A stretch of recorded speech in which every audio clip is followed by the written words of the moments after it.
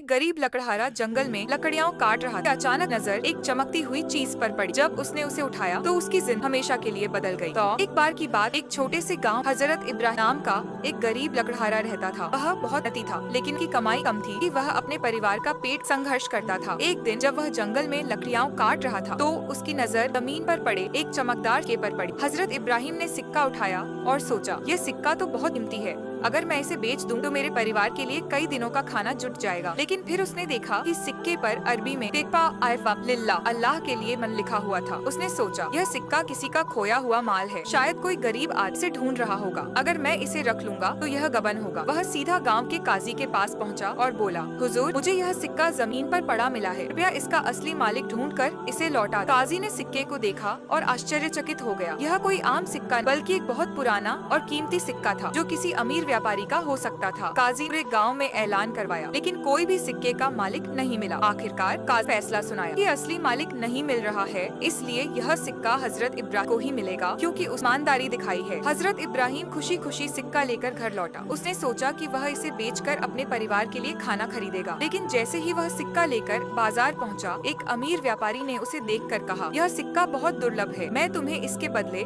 1000 सोने के सिक्के दूंगा। हजरत इब्राहिम हैरान रह गया। उसने सोने के सिक्के लिए और परिवार के साथ सुखी जीवन बिताने लगा। कुछ ही दिनों बाद उसी व्यापारी ने उसे अपने व्यापार में भागीदार बना लिया और हजरत इब्राहिम हमेशा के लिए दूर हो गई। इस कहानी से हमें यह सीख मिलती है कि वैसी ईमानदारी सबसे बड़ा खजाना। अल्लाह ईमानदार बंदों को कभी निराश करते और बेहतरीन नाम देते। अगर आपको यह कहानी पसंद आई हो तो अपने दोस्तों और परिवार के साथ शेयर करें और हमारे YouTube चैनल को सब्सक्राइब करें ऐसी ही और प्रेरक इस्लामिक कहानियों के लिए।